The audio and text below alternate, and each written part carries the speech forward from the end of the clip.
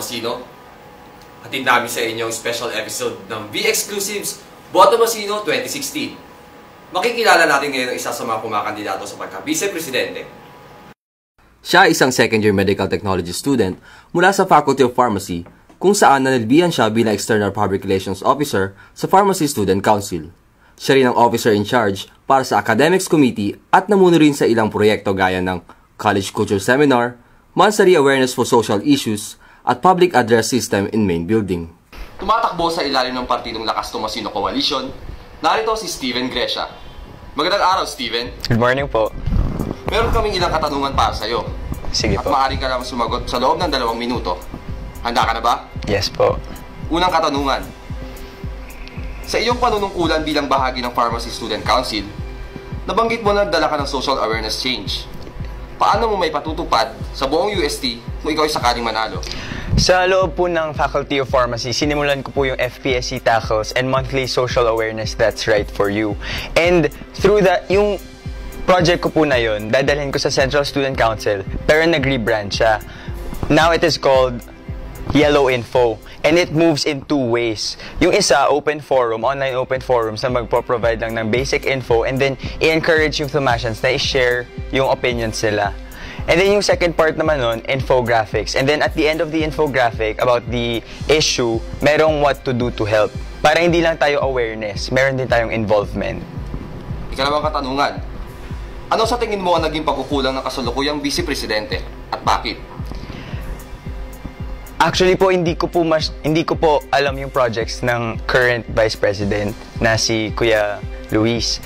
Pero I think po yung pagkukulang in general na lang po ng CSC ay yung student involvement. Yung pag-encourage a student. Kasi dapat, para maging involved yung students, ipakita mo sa kanila kung ano makukuha nila from your events.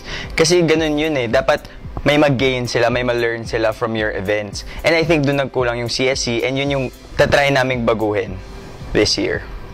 Ano naman para sa yung pinakamahalagang responsibilidad ng isang vice-presidente at bakit? Feel ko yung pinakamahalagang responsibility ng isang vice president ay yung maging haligi sa president. Kasi maraming load yung president, marami siyang hinahandle na iba't ibang bagay. So dapat as vice president, as the right hand of the president, kailangan nandun ka always for him or her. And then, besides that, kung pag-usapan naman natin yung duties, since yung Vice President yung may handle ng internal committees ng CSC, and yung internal committees, may sarili-sarili silang galaw, very challenging yun. Yun yung challenge sa part namin. And yun yung tatry nating gandahan this year.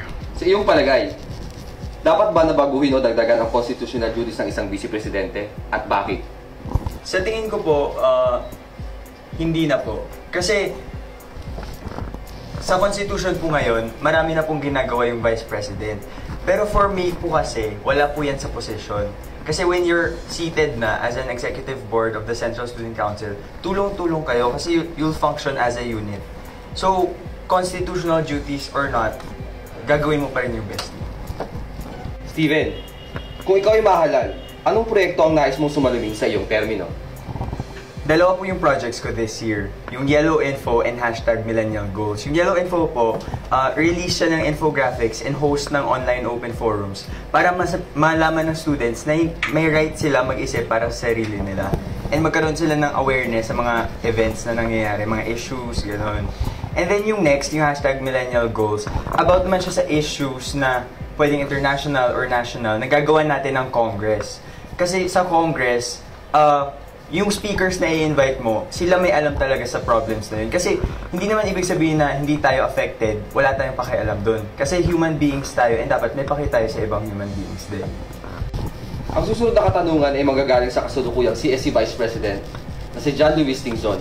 Panoorin natin ito.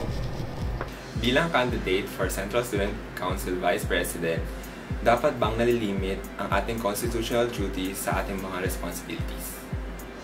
Of course po, hindi naman dapat nalilimit yung sa constitutional duties yung gagawin mo pag naupo ka na as executive board sa Central Student Council. Kasi nga, you function as a unit. Central Student Council kayo.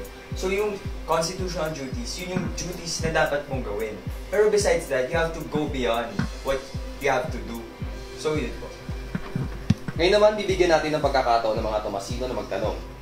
Ito ay sa pamamagitan ng Tom Speak. Ito ang tanong para sa iyo. Paano mo magagampanan effectively ang pagiging Vice President?